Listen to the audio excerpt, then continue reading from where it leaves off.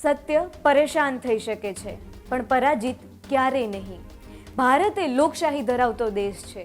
એવી લોકશાહી જે લોકોથી, લોકો માટે અને લોકો દ્વારા ચાલતા શાસકનું એક પ્રતીક છે.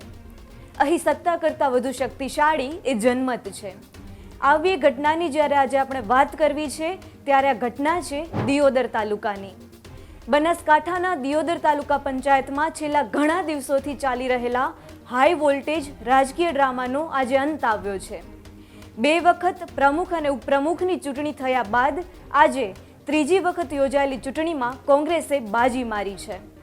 સ્થાનિક કોંગ્રેસ નેતાઓની જહેમત અને સંગઠનની એકતાને કારણે તાલુકા પંચાયતમાં કોંગ્રેસની બોડી રચાઈ છે. દિયોદર તાલુકા પંચાયતના પ્રમુખ તરીકે કોંગ્રેસના પ્રભાભાઈ વાઘેલાની વરણી કરવામાં આવી છે, જ્યારે ઉપપ્રમુખ પદે પાનાબેન ચાવડાની પસંદગી થઈ છે. ચૂંટણી બાદ કોંગ્રેસ કાર્યકરો અને નેતાઓમાં ખુશીનો માહોલ જોવા મળ્યો હતો.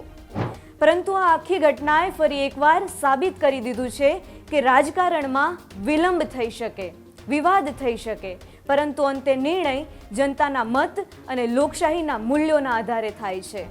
અને એટલા માટે કહેવાય છે, સત્ય પરેશાન થઈ શકે પરંતુ પરાજિત ક્યારેય નથી થતું, કારણ કે અંતે જીત હંમેશા જનમતની જ થાય છે. હજુ સુધી તમે અમારી ચેનલને સબસ્ક્રાઇબ નથી કરી તો અત્યારે જ ન્યૂઝરૂમ ગુજરાતને સબસ્ક્રાઇબ કરો, ફેસબુક અને ઇન્સ્ટાગ્રામ પર ફોલો કરો.